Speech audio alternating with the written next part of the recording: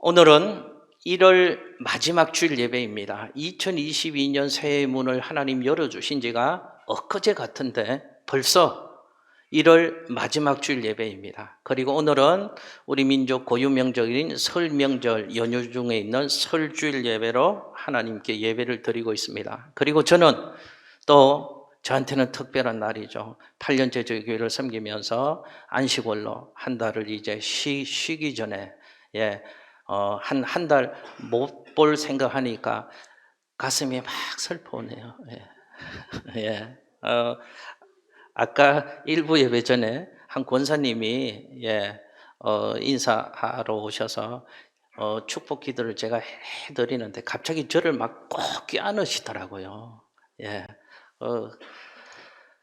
그래서 감사한 마음으로 함께 기도를 했는데 여러 가지 의미가 있는 날이어서 제가 여러 가지 마음을 담아서 여러 가지 뜻을 담아서 제가 아침에 작품 하나를 정성껏 준비했습니다. 많은 것을 제가 담고 싶어서 이 작품을 여러 가지 것들을 담아서 그렸습니다. 여러분 제 작품을 한번 보시겠습니까? 자, 보이시죠? 네. 여러 가지 것들을 담아서 제가 많은 것들을 그려 넣었다니까요. 잘 안 보이시는 권사님들이 계시니까 조금만 카메라 좀 당겨 주셔서 확대를 좀 해 주시기를 바랍니다. 자, 여러 가지 것들을 담아서 많은 것들을 제가 그렸습니다. 여러분 보이시나요?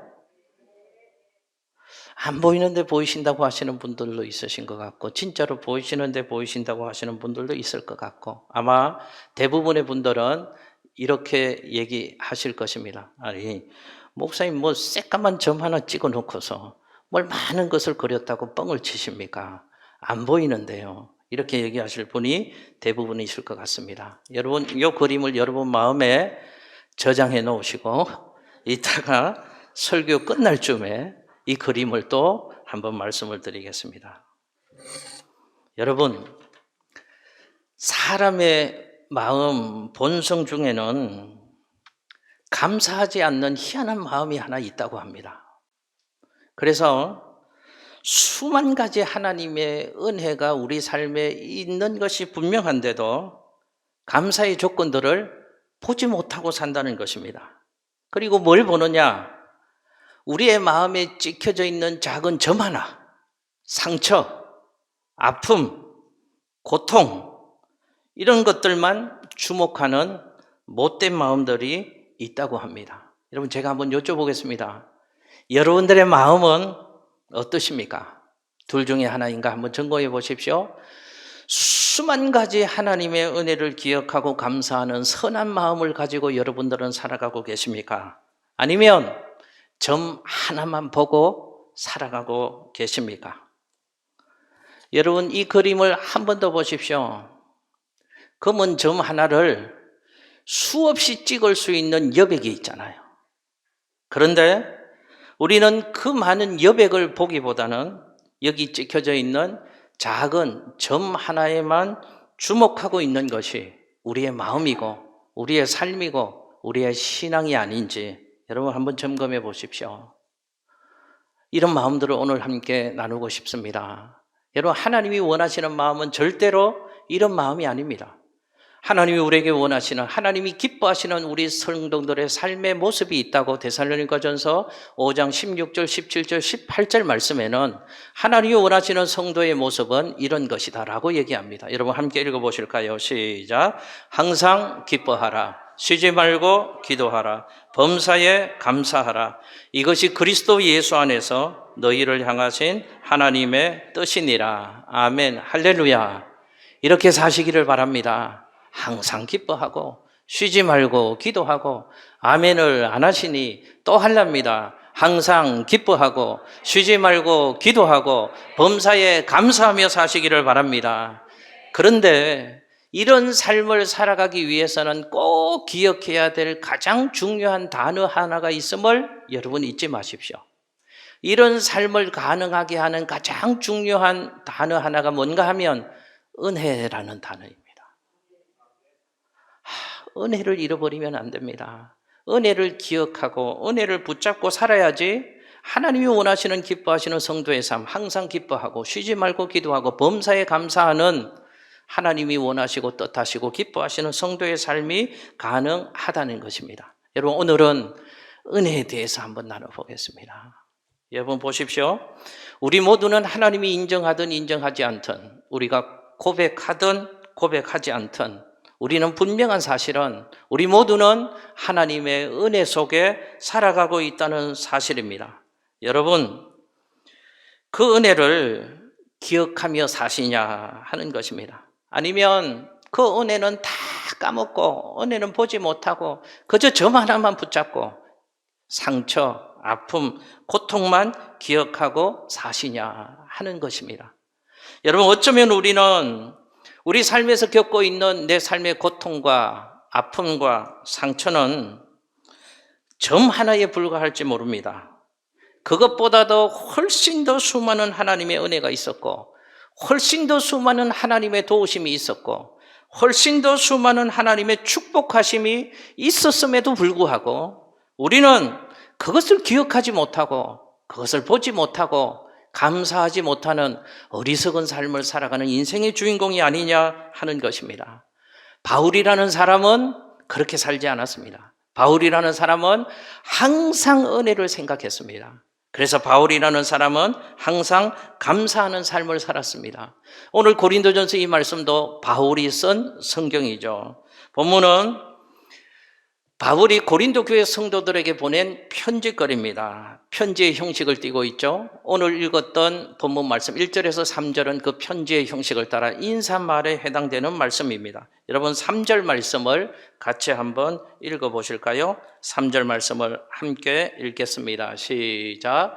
하나님 우리 아버지와 주 예수 그리스도로부터 아멘. 뭐가 있기를 원한다고요? 은혜와 평강이 있기를 원한다. 바울은 말할 때마다 꼭 빼놓지 않는 게 있었습니다. 믿음을 권면할 때마다 꼭 빼놓지 않는 단어가 있었습니다. 성경을 써서 하나님의 사람들의 잠자는 믿음, 흐트러진 믿음의 시선을 예수 그리스도께로 강하게 고정시키고 그들의 신앙을 다시 일으키기 위해서 항상 빼놓지 않는 단어 하나가 있었습니다. 그게 뭔가 하면 은혜라는 것입니다. 은혜. 바울은 항상 은혜를 말하고 살았습니다. 은혜를 붙잡고 살았습니다. 은혜를 기억하고 살았습니다.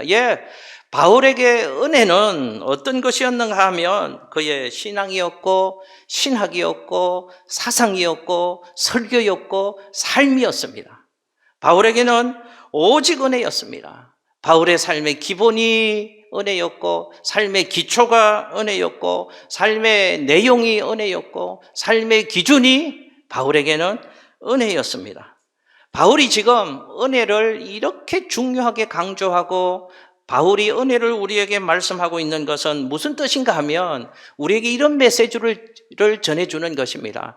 여러분들의 삶에도 은혜가 너무너무 중요한 것입니다. 그러니 여러분들도 은혜를 잊지 말고 사십시오. 은혜를 기억하고 은혜를 붙잡고 살아가십시오 하는 메시지를 전해주기 위해서 바울은 말할 때마다 은혜, 편지를 쓸 때마다 은혜, 설교를 할 때마다 은혜를 빼놓지 않았다는 것입니다.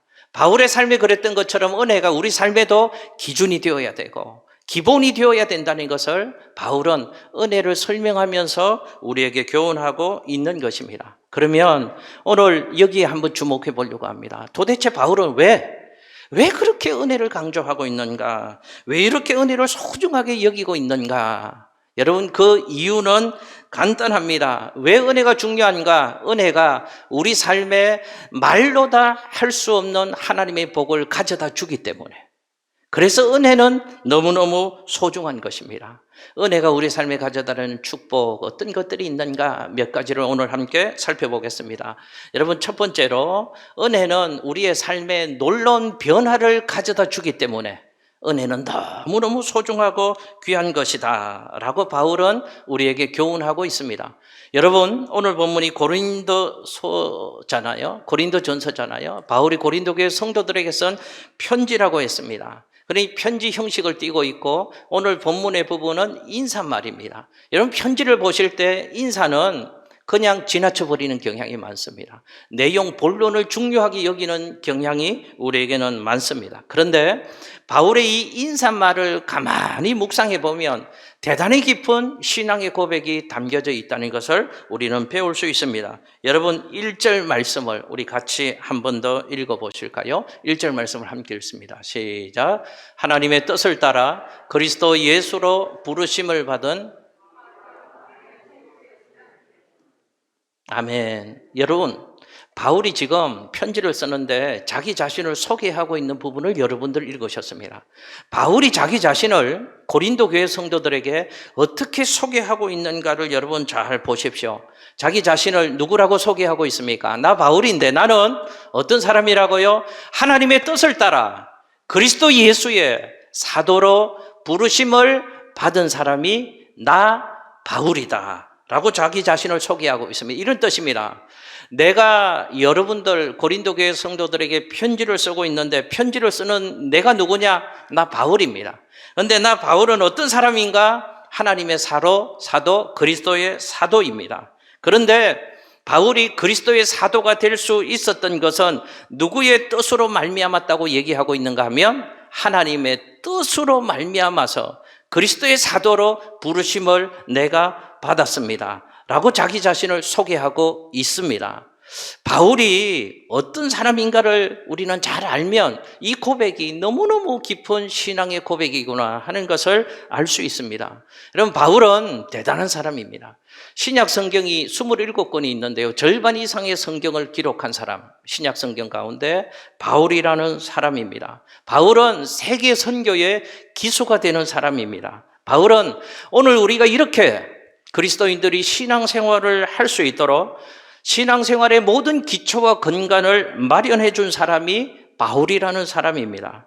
바울은 그 누구와 견주어 보아도 조금도 뒤지지 않는 신앙의 이력과 경력을 가지고 있는 사람이 바울이다 하는 것을 우리는 성경을 통해서 살펴볼 수 있습니다. 여러분 화면에 한번 보실까요? 바울이 또 이런 얘기를 합니다. 빌립보서 3장 5절에서 6절 함께 읽습니다. 시작. 나는 8일 만에 할례를 받고 이스라엘 족속이요 베냐민 지파요 히브리인 중에 히브리인이요 율법으로는 바리새인이요 열심으로는 교회를 박해하고 율법의 의로는 흠이 없는 자라. 아멘. 바울이 하는 얘기를 들어보십시오. 나는 누구인가? 나는 히브리인 중에 히브리인이다. 나는 정통 유대인이다. 나는 혈통과 족보에 있어서는 그 누구에게도 뒤지지 않는 대단히 화려한 이력과 경력을 가진 사람이다. 나는 어떤 하나님의 율법을 내 삶에 갖다 대어도 나는 고발당하지 않고 고소당하지 않을 정도로 나는 완벽한 삶을 신앙을 살아가고 있는 사람이다 라고 바울이 자기 자신을 소개하고 있습니다. 또 다른 곳에 보면 바울이 자기 자신을 소개하는데요. 나는 가말리엘 문해학생이다 라고 소개를 합니다. 무슨 뜻인가 하면 최고의 학벌을 가졌다고 뜻입니다. 누구에게도 학벌로도 조금도 뒤지지 않는 최고의 학벌을 가지고 있는 사람이다 라고 얘기합니다. 또 성경에 보면 바울이 자기 자신을 나는 로마의 시민권자다 이렇게 얘기합니다. 어느 곳에 있든지 어떤 상황 가운데 있든지 로마에 의해서 보호를 받는 신분을 가지고 있는 사람이다 라고 바울이 자기 자신을 소개하고 있습니다. 한마디로 보십시오. 바울은 대단히 훌륭한 사람입니다. 이런 대단한 사람인 바울이 뭐라고 얘기하는가 하면 나는 하나님의 뜻을 따라서 그리스도의 사도로 부르심을 받은 사람이다 라고 소개를 하고 있다는 것입니다. 여러분 이 의미가 아직 잘 안 와닿으시죠? 이 의미를 제대로 잘 이해하기 위해서는 사울이 바울 되기 이전에 사울의 때를 우리가 주목해 보면 이 고백의 의미가 어떤 고백인지를 우리는 더 깨달을 수 있습니다.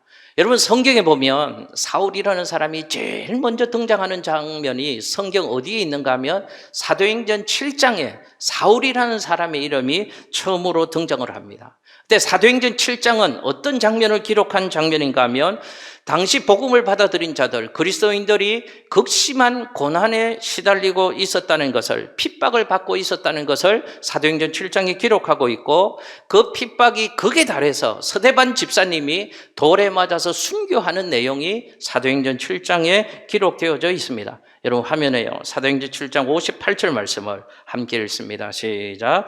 성 밖으로 내치고 돌로 칠세 정인들이 옷을 벗어 사울이라 하는 청년의 발 앞에 두니라. 아멘. 서대반 집사님이 죽는 장면을 묘사한 것입니다. 여러분 이 당시에는 사람을 죽일 때는 반드시 두세 사람의 정인들을 세우도록 되어져 있었습니다. 서대반 집사님을 돌로 쳐 죽일 때 그 자리에 있었던 정인되었던 사람들이 스스로 정인되기를 자처했습니다. 그래서 그들의 옷을 사울이라는 청년의 발 앞에 던졌다라고 성경은 기록하고 있습니다. 사람들이 옷을 벗어서 사울이라는 청년의 발 앞에 던져준 이유는 이런 의미가 있는 것입니다. 서대반의 죽음을 계획한 자가 사울이다. 그래서 사울에게 옷을 벗어서 던진 것입니다. 서대반의 죽음을 계획하고 실행하고 모사한 자는 사울이라는 청년이다 라는 의미로 서대반의 죽음 이후에 그들이 정인됨을 스스로 자처하면서 옷을 벗어서 사울의 청년 발 앞에 던진 것입니다. 여러분 보십시오. 사울이 어떤 자라는 것을 여러분들은 좀 이해를 하실 것입니다. 사울은 기독교를 박해하던 자였습니다. 핍박하던 자였습니다. 기독교 입장에서 보면 사울은 원수된 자였습니다. 서대반을 죽이는데 앞장섰던 자요, 계획했던 자요, 실행했던 자, 그가 바로 사울이라는 청년이었습니다. 서대반의 일로 예루살렘 교회가 핍박을 받게 되어지자 예루살렘 교회의 성도들이 사방으로 이제 흩어지게 되어집니다. 신앙 때문에 흩어진 예루살렘 교회의 성도들을 끝까지 잡아가는 사람이 있었습니다. 사울이었습니다. 끝까지 그리스도인들을 색출해서 기독교를 말살하려는 악한 마음을 가지고 다메섹이라는 곳까지 가서 그리스도인들이 모여 있다는 소식을 듣고 끝까지 그리스도인들을 붙잡으려고 건장한 청년들을 동원해서 다메섹으로 가고 있는 사울이었는데, 성경에 나오는 사건을 보니까 다메섹으로 가는 길에 빛 가운데 부활하신 예수 그리스도를 사울이라는 청년이 만나게 되어집니다. 부활하신 예수님이 이렇게 말씀하시죠. 사울아 사울아 네가 어찌하여 나를 핍박하느냐. 사울이 대답합니다. 누구십니까? 예수님 대답하시죠. 나는 네가 핍박하는 예수다. 그때 사울이 꼬꾸라지게 되어집니다. 그리고 사울은 주님의 사람으로 선택받게 되어집니다. 여러분 화면에 사도행전 9장 15절 말씀을 같이 한번 읽겠습니다. 시작. 주께서 이르시되 가라. 이 사람은 내 이름을 이방인과 임금들과 이스라엘 자손들에게 전하기 위하여 택한 나의 그릇이라. 아멘. 사울이 다메섹 사건으로 인해서 빛 가운데 영광의 예수를 만나고 눈이 실명이 되어집니다. 그래서 앞을 못 보니까 사람들의 손에 이끌려서 간 곳이 기도의 자리로 가게 되어집니다. 엎드려서 기도를 하고 있는데 그 사울에게 주님은 아나니아라는 사람을 감동시키시고 그에게 말씀하셔서 그 어둠 가운데 있는 사울을 아나니아가 찾아가게 하십니다. 그 말씀을 들은 아나니아는 도저히 이런 상황들이 이해가 되지 않는 것입니다. 아나니아 입장에서 사울을 생각해 보면 사울 그는 어떤 사람인가 하면 기독교를 박해하는 사람이었잖아요. 기독교를 핍박하는 사람이었잖아요. 서대반 집사님을 죽인 사람이고 교회를 능욕한 자였습니다. 그런데 그런 사울에게 왜 자신을 보내서 그를 도와주려고 하시는지 하나님의 뜻이 도저히 이해가 되지 않았습니다. 그때 하나님이 아나니아에게 말씀하는 것이죠. 그는 내가 택한 이방인을 위한 그릇이다 라고 하나님이 말씀하신 것입니다. 사울은 하나님의 선택을 받았습니다. 복음을 위한 이방인을 구원하기 위한 하나님의 그릇으로 하나님이 사울을 택해 주셨다고 말씀하십니다. 그래서 사울이 바울 되어진 것이죠. 그 바울이 오늘 본문에서 이렇게 말씀하는 것입니다. 나는 하나님의 뜻을 따라서 그리스도 예수의 사울로 부르심을 받은 사람입니다 라고 얘기를 하고 있는 것입니다. 여러분 이 의미를 이해를 하시겠습니까? 이런 뜻입니다. 나 사울은 바울 되었는데 도저히 이 자리에 설 수 없는 사람입니다. 나는 내가 한 짓을 생각하면 하나님의 심판을 받아야 되는 사람입니다. 하나님으로부터 내침을 받아서 없어져야 될 마땅한 그런 존재입니다. 그런데 내가 하나님의 은혜로 인해서 하나님의 사도가 되어서 여러분 앞에 지금 서 있습니다. 자기 자신을 그렇게 소개하고 있는 것입니다. 그래서 바울은 자기 자신을 이렇게 소개하는 것이죠. 하나님의 뜻을 따라 그리스도 예수의 사도된 나 바울은, 여러분, 사울이 바울 된 것이 하나님의 전적인 은혜 때문인 줄로 믿습니다. 여러분, 은혜가 뭐라고 생각하십니까? 저는 은혜를 지금까지 우리 성도님들에게 받을 자격 없는 인생에게 값없이 거저주시는 하나님의 사랑이 은혜입니다 라고 은혜를 여러분들과 함께 나누었습니다. 여러분, 오늘 사울을 바울되게 하신 것이 하나님의 은혜라면 은혜를 이렇게 정의할 수 있습니다. 한 사람의 인생을 송두리째 바꾸어 놓는 엄청난 하나님의 능력이 은혜라고 설명할 수 있는 것입니다. 여러분, 은혜가 뭡니까? 한 사람의 인생을 송두리째 완전히 바꾸어 놓는 엄청난 하나님의 능력이 하나님의 은혜인 줄로 믿습니다. 그 은혜로 저와 여러분이 예수 믿고 사는 것이잖아요. 그 은혜로 저와 여러분이 오늘 여기에 그리스도인이라는 이름으로 하나님 앞에 모여서 하나님을 바라보고 하나님을 아버지라고 고백하며 하나님을 예배하는 삶을 살고 있는 줄로 믿습니다. 여러분, 다른 사람은 몰라도 저와 여러분 자신이 어떤 인생이라는 것을 잘 알잖아요. 밴댕이 속 같은 속을 가지고 사시잖아요. 인정 안 하시는 것 좀 봐요. 그런 속이잖아요. 좀만 잘해주면 헤헤헤헤. 좀만 내 뜻대로 안 하면 속이 상하고요. 인사도 안 하고요. 인사도 안 받고요. 모르는 척 하고요. 거기 있으면 거기도 안 가고요. 피해 다니고. 제 모습이고 여러분들 모습이잖아요. 밴댕이 속알딱지 같은 게 제 속이고 여러분들 속이잖아요. 얼마나 실수 많고 허물 많은 인생인지 다른 사람은 몰라도 저와 여러분은 잘 알고 있잖아요. 얼마나 완악한지, 얼마나 욕심 부리는지, 얼마나 왔다 갔다 하는 인생인지 다른 사람은 몰라도 저와 여러분, 우리 자신들은 우리를 잘 알잖아요. 그런데 하나님의 은혜로 목사 되어 교회를 섬기고, 하나님의 은혜로 장로님들 되셨고, 하나님의 은혜로 권사님 되셨고, 하나님의 은혜로 집사와 성도 되어서 오늘 여기 하나님의 집에서 하나님을 예배하고 있는 것은 전적인 하나님의 은혜 때문인 줄로 믿습니다.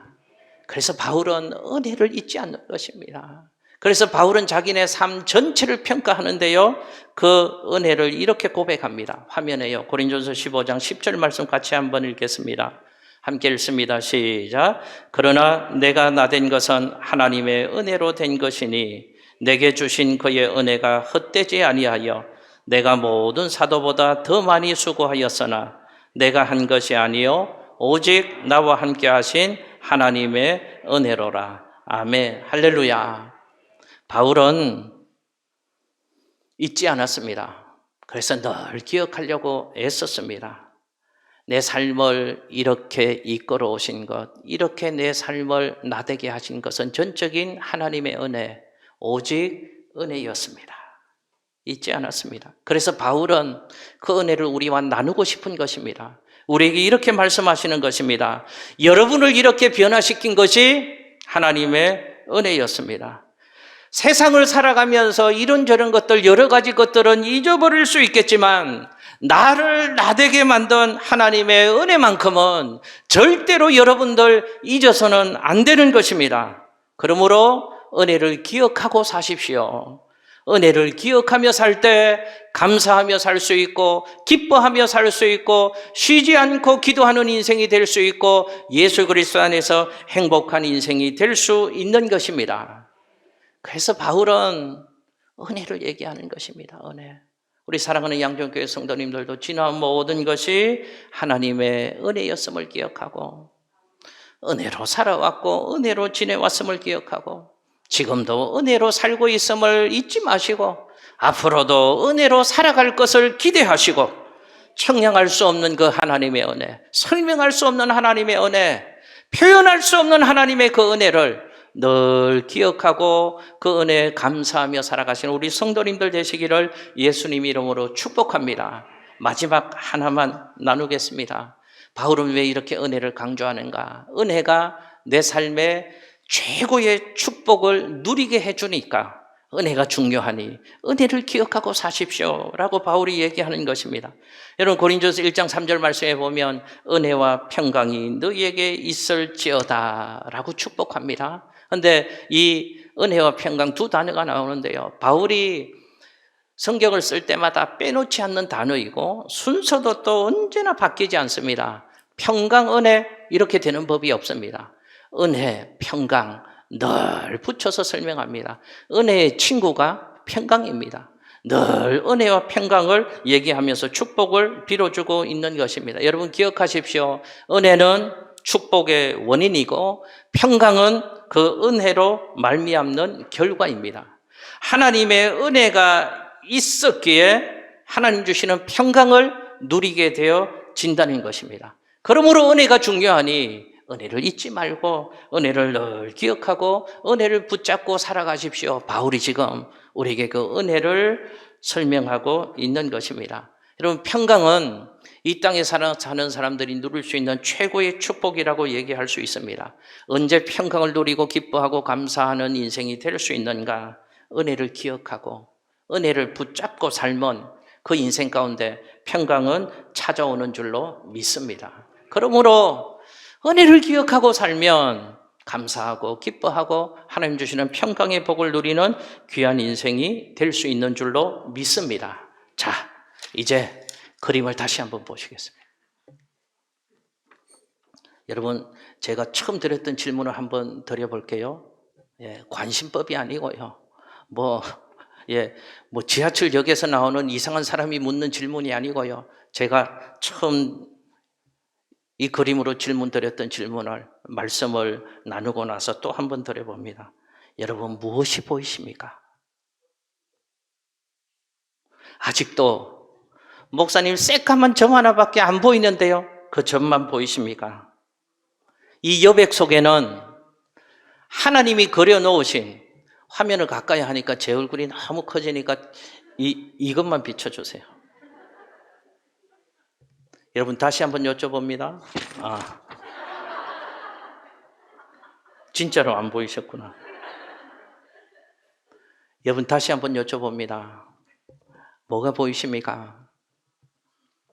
점 하나밖에 안 보이십니까? 아니면 이 여백 속에 하나님이 그려놓으신 수많은 하나님의 은혜의 사건들이 여러분 눈에 보여주셨으면 좋겠습니다. 이 여백 속에 수없는 하나님의 은혜의 사건을 볼 수 있다면 이 점도 은혜로 여겨지는 삶을 여러분들 살게 되실 것입니다. 그렇습니다.